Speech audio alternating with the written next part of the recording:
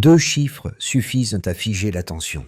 Un pays classé parmi les plus dépendants de l'aide occidentale rompt soudainement avec ses parrains traditionnels. Sous la conduite d'Ibrahim Traoré, le Burkina Faso se tourne vers Cuba et le Venezuela. Deux États sous sanctions qui revendiquent pourtant leur souveraineté. Que signifie, pour les Burkinabés comme pour le reste de l'Afrique, ce pari risqué sur des alliés eux-mêmes contestés sur la scène internationale? À l'instant où l'équilibre ancien se fissure, une nouvelle carte du pouvoir commence à se dessiner. Et cette fois, personne ne pourra prétendre ne pas avoir vu. Le virage géopolitique du Burkina Faso ne relève pas d'un simple geste symbolique. Il engage l'avenir politique, économique et stratégique du pays pour de longues années. La promesse centrale tient en une idée: souveraineté durable fondée sur des partenariats équitables. Mais pour mesurer réellement ce qui est en jeu, il faut regarder au-delà des discours officiels et examiner les leviers que cette décision active ou neutralise. D'un côté, le pays espère réduire son exposition à la dépendance occidentale, qui s'est souvent traduite par des conditionnalités financières lourdement contraignantes. De l'autre, il s'agit d'obtenir un espace de manœuvre diplomatique plus large, capable d'ouvrir des voies alternatives dans la santé, l'énergie ou encore la formation. Ce pari comporte toutefois un risque majeur, celui de voir les pressions externes s'intensifier, notamment sous forme de sanctions ciblées ou de restrictions économiques. Le micro-hook surgit ici. Si ce modèle fonctionnait réellement pour un pays enclavé comme le Burkina Faso, que signifierait-il pour l'ensemble du continent? Le bénéfice potentiel est immense, mais le coût d'erreur pourrait l'être tout autant. Et c'est cette tension qui façonne la trajectoire à venir. La première rupture apparaît dès l'examen des faits.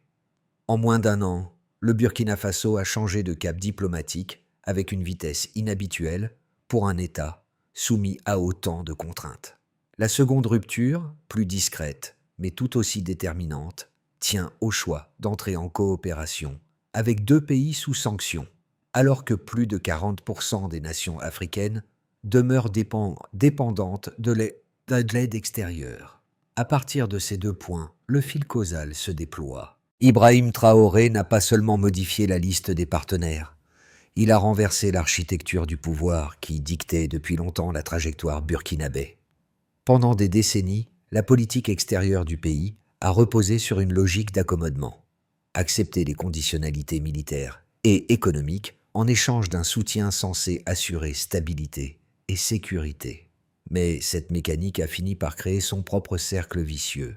Dépendance croissante, marge de décision réduite, vulnérabilité structurelle face aux chocs extérieurs. C'est dans ce contexte qu'intervient l'alliance avec Cuba et le Venezuela. Le geste paraît abrupt vu de l'extérieur, mais il s'inscrit dans un enchaînement logique. Lorsqu'un modèle atteint ses limites, un pays finit par explorer les alternatives qui lui restent. Cuba apporte une expertise médicale reconnue, le Venezuela une expérience énergétique forgée dans l'adversité. Chacun de ces partenariats répond à une défaillance précise du système burkinabé, qu'il s'agisse de santé publique ou de pénurie d'électricité. Cette dynamique soulève toutefois une question centrale. En cherchant à se libérer de dépendances anciennes, le pays risque-t-il d'en créer de nouvelles? Le débat existe déjà au sein de plusieurs cercles diplomatiques africains. Certains y voient un acte de souveraineté tardif mais nécessaire. D'autres redoutent une substitution plutôt qu'une émancipation réelle. Pourtant, au cœur de cette incertitude, une réalité demeure. Le Burkina Faso tente, pour la première fois depuis longtemps, de reposséder son destin sans attendre la validation des puissances extérieures. Le changement de cap burkinabé ne peut se comprendre sans suivre les acteurs qui en portent la charge quotidienne. Autour de la présidence, plusieurs équipes techniques ont été mobilisées pour tester la faisabilité des partenariats avec Cuba et le Venezuela, en particulier dans la santé et l'énergie. Ces groupes de travail ont commencé par analyser les failles structurelles laissées par les anciens accords occidentaux. Dépendance aux intrants importés, délai d'approvisionnement, instabilité des financements. Cette première cartographie a servi de base pour concevoir des projets de coopération ciblés, plus cohérents avec les besoins internes du pays. Le premier microcase émerge du secteur de la santé.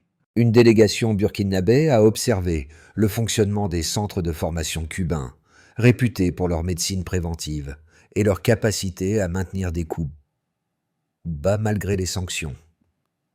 Les premiers échanges ont mis en lumière un avantage déterminant.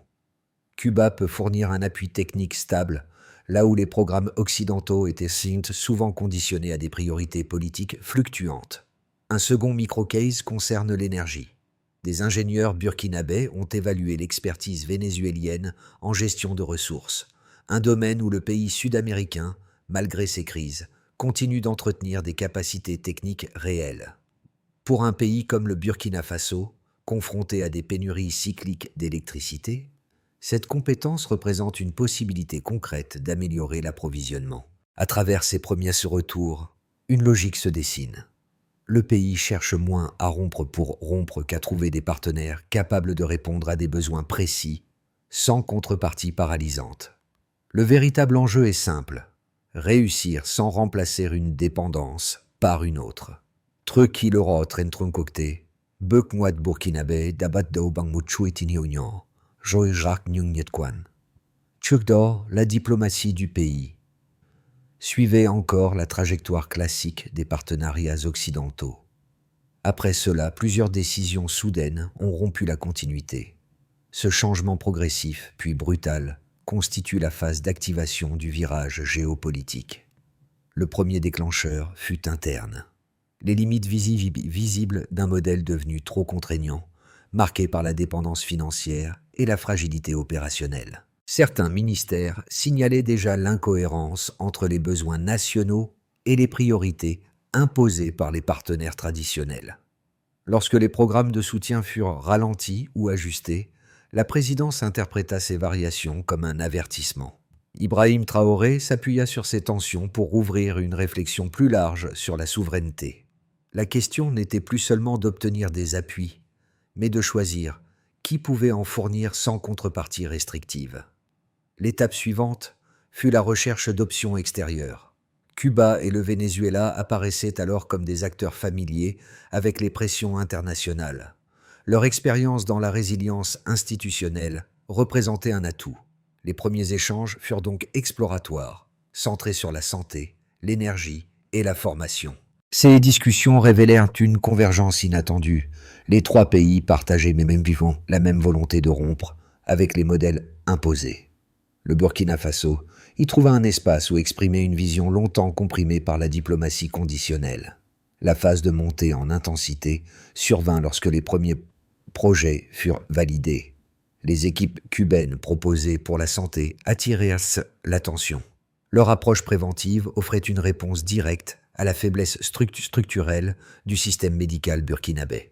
Cette perspective provoqua un intérêt croissant du gouvernement, qui y voyait une alternative crédible. Dans le même temps, les discussions avec le Venezuela prirent un tour plus stratégique.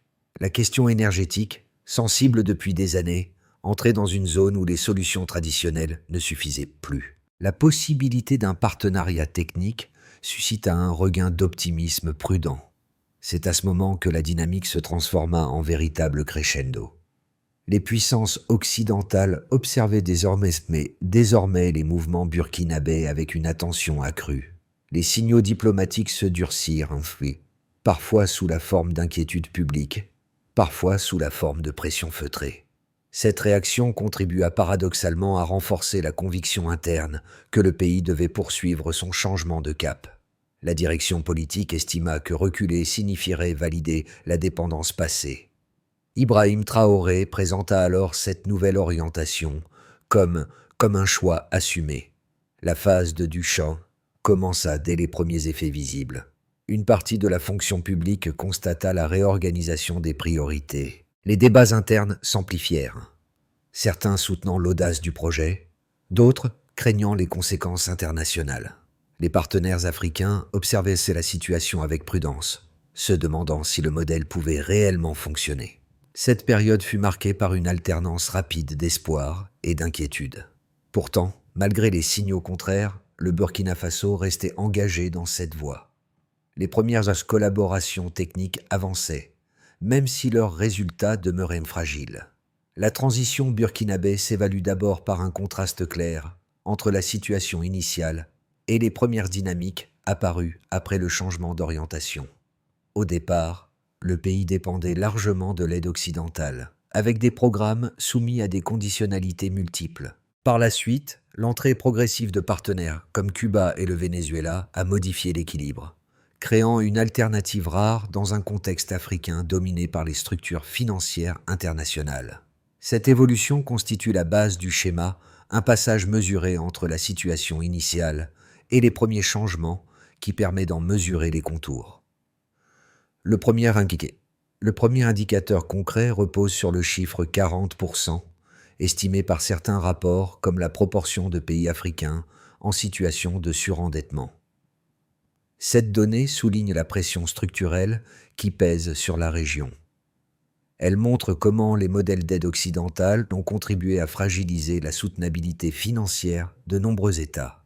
Ce taux illustre un piège de dépendance économique durable. Sa signification dépasse le cadre strict du Burkina Faso, car il décrit un mécanisme régional profond. La valeur met en lumière l'urgence de trouver des voies de coopération moins conditionnées. Ce chiffre, utilisé comme point d'ancrage, permet d'évaluer la portée des nouvelles alliances. Pour le Burkina Faso, la coopération avec Cuba introduit un levier différent dans la santé. Le modèle cubain, basé sur la médecine préventive, s'est développé malgré des décennies de sanctions. Cette résilience démontre qu'un système de santé performant peut exister hors des structures dominées par l'Occident. Le contraste est important. Les programmes burkinabés antérieurs dépendaient souvent de financements à durée limitée.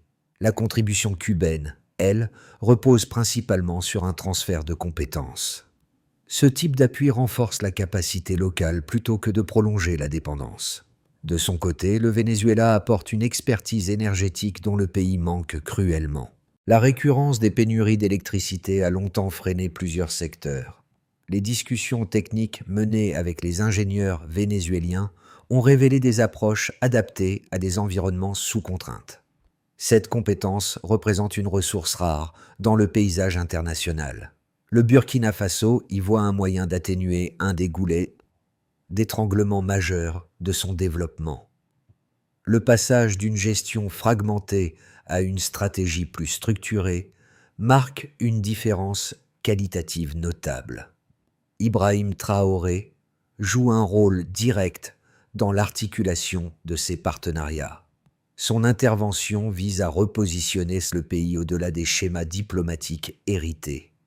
La volonté d'éviter les dépendances asymétriques constitue un fil conducteur dans ses décisions.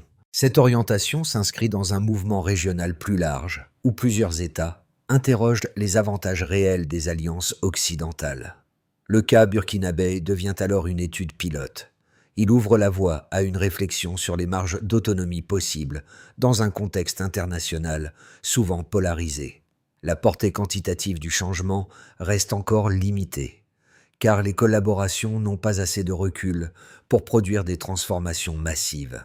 Cependant, certains effets précoces se dessinent. Les échanges avec Cuba renforcent la formation des personnels médicaux. Ceux avec le Venezuela améliorent l'identification des angles critiques du réseau énergétique. Ces progrès demeurent fragiles mais structurants. Ils illustrent une dynamique qui dépasse la simple rhétorique politique. Ils montrent qu'un modèle alternatif peut fonctionner à petite échelle avant d'être déployé plus largement. L'ensemble de ces éléments met en évidence une réalité tangible. Le Burkina Faso cherche à réduire le poids des contraintes héritées. Le débat entourant le choix du Burkina Faso de s'allier à Cuba et au Venezuela oppose deux visions cohérentes, chacune fondée sur des éléments concrets. La première met en avant la quête de souveraineté. Pour ses partisans, cette orientation représente une sortie nécessaire du cycle de dépendance.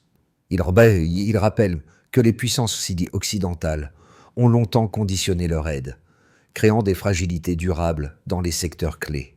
Dans cette perspective, les alliances alternatives offrent une possibilité rare de transférer des compétences plutôt que de prolonger l'assujettissement. Cuba apporte un savoir-faire médical éprouvé malgré des décennies de sanctions. Le Venezuela maintient, même en période de crise, une expertise technique dans le domaine énergétique. Pour les défenseurs de cette voie, ces deux contributions constituent des ressources précieuses qui répondent directement aux besoins structurels du Burkina Faso. La deuxième vision adopte une posture plus prudente.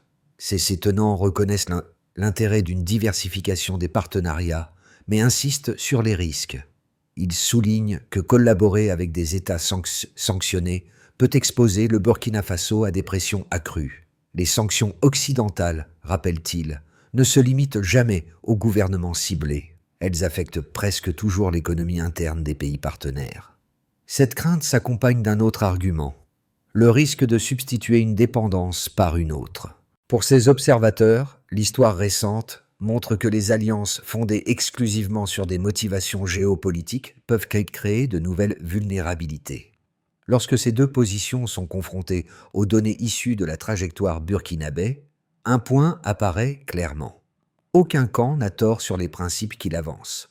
Les bénéfices potentiels existant bel et bien, appuyés par les contributions techniques offertes par Cuba et le Venezuela. Les risques, eux aussi, sont réels, alimentés par les réactions prévisibles des puissances occidentales et par les incertitudes économiques globales. La question centrale n'est donc pas de savoir qui a raison, mais de déterminer si le pays possède la capacité institutionnelle d'absorber les chocs qui accompagneront inévitablement cette stratégie. Au milieu de la progression annoncée, un détail souvent négligé change discrètement la dynamique. Les premiers signaux de réussite ne viennent pas de la diplomatie, mais des secteurs techniques. Ce décalage oblige les observateurs à réévaluer la portée du virage burkinabé. Les équipes engagées avec Cuba rapportent une stabilité opérationnelle rarement obtenue dans les anciens programmes conditionnels. La capacité du système cubain à maintenir ses missions, malgré les sanctions, offre un indice concret sur la durabilité du partenariat. Ce constat modifie la perception initiale d'un simple geste politique. Dans le même temps, les échanges avec le Venezuela montrent une continuité surprenante. Les spécialistes de l'énergie mobilisés pour étudier les besoins burkinabés identifient des solutions adaptées à des contextes contraints. Ce type d'expertise, construit dans l'adversité, correspond précisément aux failles du réseau électrique national. La présidence, sous la conduite d'Ibrahim Traoré, interprète cette convergence comme une validation partielle du pari engagé. Ce midpoint révèle ainsi un glissement discret. Le débat ne tourne plus seulement autour des réactions occidentales, mais autour de l'efficacité réelle des nouvelles alliances. Et dès lors, l'équilibre initial commence à se déplacer. Les premières conséquences du réalignement burkinabé apparaissent progressivement, structurant des effets différents selon les acteurs concernés. Pour l'État, la modification des alliances crée une marge de manœuvre nouvelle. Les relations avec Cuba renforcent la capacité technique du secteur de la santé, un domaine fragilisé par des années de dépendance aux programmes conditionnels. Les échanges avec le Venezuela, centrés sur l'énergie, ouvrent des possibilités d'amélioration dans un système régulièrement affecté par des pénuries. Cette recomposition donne à l'appareil public un espace pour réorienter ses priorités, même si les pressions internationales demeurent. Pour les entreprises, les implications se déploient de manière plus incertaine.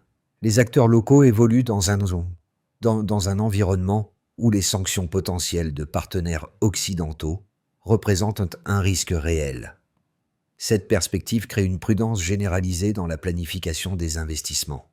Cependant, certains secteurs perçoivent dans les nouvelles alliances des opportunités liées à l'innovation technique importée de Cuba ou à l'expertise énergétique vénézuélienne. Ces signaux restent modestes, mais ils témoignent d'une possible reconfiguration du tissu économique national. Pour la population, les effets immédiats restent mitigés. Dans le domaine de la santé, l'arrivée de compétences cubaines offre l'espoir d'un soutien plus régulier que celui des programmes soumis à des fluctuations politiques. Ce type d'appui, fondé sur la formation et la prévention, peut améliorer progressivement l'accès aux soins. Du côté de l'énergie, les bénéfices se dessinent plus lentement. les habitants ressentent surtout l'enjeu structurel: réduire la fréquence des coupures pour stabiliser la vie quotidienne. Ces améliorations dépendront toutefois du rythme réel des projets, encore en phase initiale. Pour l'environnement régional et international, le choix burkinabé agit comme un signal. Plusieurs pays africains observent la démarche avec attention, cherchant à déterminer si ce modèle de coopération alternative peut fonctionner sans entraîner un isolement diplomatique trop lourd. Les puissances occidentales, elles, surveillent les impacts potentiels de cette orientation. Des répercussions politiques ou économiques ne sont pas exclues, et leur intensité dépendra des résultats obtenus par les nouvelles alliances. La situation devient ainsi un test pour évaluer jusqu'où un pays africain peut aller dans la quête de souveraineté. Au centre de cette recomposition, la présidence, dirigée par Ibrahim Traoré, doit gérer une équation complexe. La stratégie nécessite de maintenir l'équilibre entre les avancées techniques obtenues auprès des nouveaux partenaires et la pression exercée par les anciennes puissances. L'efficacité de cette orientation dépendra de la capacité à transformer des collaborations limitées en résultats tangibles. Le Burkina Faso entre ainsi dans une phase où chaque progrès, même modeste, influence l'évolution géopolitique du pays et peut, potentiellement, inspirer d'autres nations de la région. L'évolution du Burkina Faso au cours des prochains mois peut être envisagée à travers 3 trajectoires distinctes. Le scénario de base repose sur une progression graduelle des partenariats engagés. Dans cette configuration, les projets techniques avec Cuba se consolideraient dans la santé, tandis que ceux avec le Venezuela avanceraient par étapes dans l'énergie. Les bénéfices resteraient limités mais visibles, suffisamment pour maintenir la cohérence de la stratégie sans provoquer de rupture majeure avec les acteurs internationaux. Ce scénario suppose un environnement diplomatique tendu mais gérable. Le scénario optimiste amplifie cette dynamique. Les programmes cubains pourraient accélérer la formation des personnels médicaux, améliorant l'accès aux soins dans certaines zones urbaines et régionales.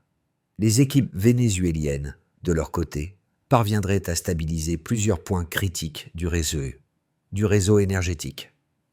Cette double avancée renforcerait la crédibilité du Burkina Faso, offrant un exemple concret de ce que des partenariats alternatifs peuvent produire malgré les pressions extérieures.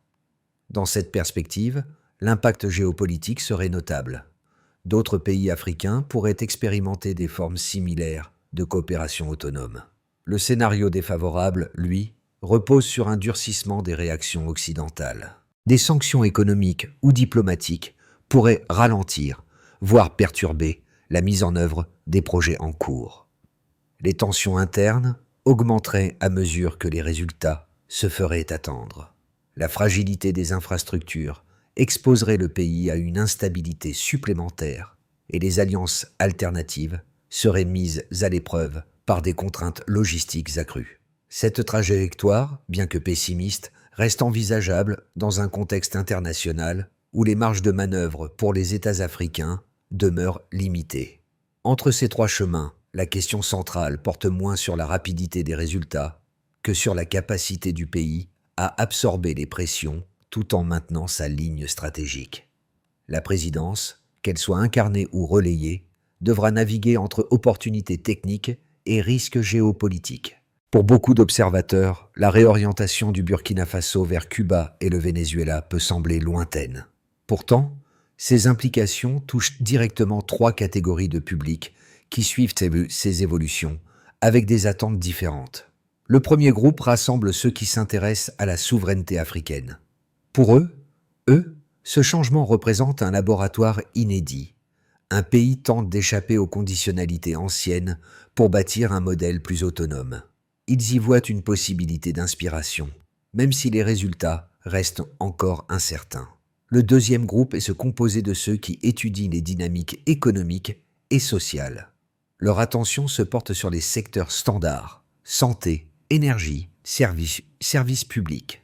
Dans leur analyse, la valeur du partenariat repose sur sa capacité à créer des améliorations concrètes dans la vie quotidienne. Les initiatives avec Cuba et le Venezuela offrent des pistes, Mais le défi principal demeure la consolidation progressive des acquis. Ce public évalue la situation à travers la stabilité des services essentiels. Le troisième groupe rassemble les personnes qui s'interrogent sur la relation entre l'Afrique et les puissances extérieures. Pour eux, le Burkina Faso devient un cas d'étude. Ils observent comment un pays enclavé ajuste ses alliances tout en assumant les tensions diplomatiques. Cette démarche éclaire la complexité des marges de choix dont disposent les États africains, souvent contraints de composer avec des pressions contradictoires. À travers ces perspectives, une idée commune se dégage. La transformation en cours ne se juge pas seulement par ses résultats immédiats, mais par la manière dont elle redéfinit les options possibles pour l'avenir. Une première suggestion consiste à adopter une lecture patiente des évolutions, en distinguant l'intention des effets concrets. La seconde est de considérer chaque étape comme une indication des limites et des possibilités réelles de la souveraineté africaine. Le pays ne peut avancer sans une méthode claire. Pour consolider les partenariats engagés, une première étape consiste à structurer la coopération technique avec Cuba. Les institutions sanitaires doivent identifier les besoins prioritaires, puis coordonner les équipes locales et cubaines autour de programmes de formation réguliers. Le progrès se mesurera par la capacité à stabiliser les services essentiels et par la réduction des interruptions dans les centres de soins. Une deuxième étape vise l'énergie, domaine critique pour le Burkina Faso. Les ingénieurs nationaux définiront les zones présentant les pannes récurrentes avant de travailler avec les spécialistes vénézuéliens sur des solutions adaptées. Les avancées se vérifieront par la diminution progressive des coupures et par la continuité du service dans les régions les plus exposées. Ce suivi permettra d'ajuster rapidement les interventions lorsque les contraintes logistiques apparaîtront. Une troisième étape concerne l'organisation interne.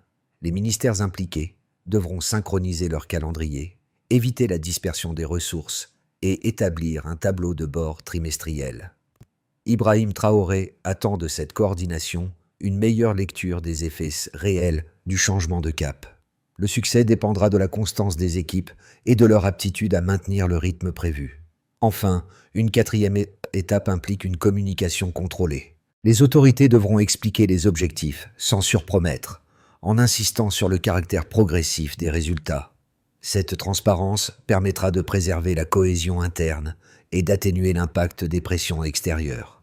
Lorsque l'on revient aux premières équipes techniques décrites plus tôt, celles qui observaient les centres de formation cubains ou évaluaient les pistes énergétiques vénézuéliennes, une image s'impose, celle de groupes modestes, porteurs d'une responsabilité disproportionnée. Leur travail, presque invisible, constitue pourtant la matière première de tout changement durable. Ce sont eux qui traduisent en gestes concrets les ambitions politiques, et leur persévérance donne une dimension humaine à un projet souvent analysé sous un prisme uniquement géopolitique. Dans cette scène élargie, la position d'Ibrahim Traoré prend un relief particulier. Il ne s'agit plus seulement de décisions diplomatiques ou de ruptures symboliques, mais d'une volonté de confier au terrain la charge de réinventer les marges d'autonomie du pays. Cette articulation entre choix stratégiques et travail quotidien redonne un sens tangible à la souveraineté que le Burkina Faso cherche à reconquérir. Au terme de ce parcours, une certitude demeure. La transformation dépendra moins des déclarations que de la continuité des efforts. Et la force réelle d'un tournant réside dans sa capacité à durer. La trajectoire empruntée par le Burkina Faso ouvre un débat plus large que ses seules frontières. Elle interroge la place de l'Afrique dans un système international où les rapports de force façonnent souvent les choix des États. Cette reconfiguration, encore fragile, rappelle que chaque pays cherche un espace où défendre ses priorités sans se voir imposer des conditions extérieures. Elle montre également comment les décisions politiques résonnent au sein des sociétés, influençant la manière dont les citoyens perçoivent leur marge d'action collective. Dans ce contexte, l'échange public devient essentiel. La diversité des points de vue, des doutes et des convictions permet d'élargir les contours d'un débat trop souvent réduit à des analyses institutionnelles. Chaque réflexion contribue à comprendre ce que signifie réellement la souveraineté pour les nations africaines d'aujourd'hui. Votre perspective peut enrichir cette conversation. Si vous souhaitez prolonger cette exploration, vous pouvez partager votre lecture personnelle de cette évolution et discuter de ses implications futures.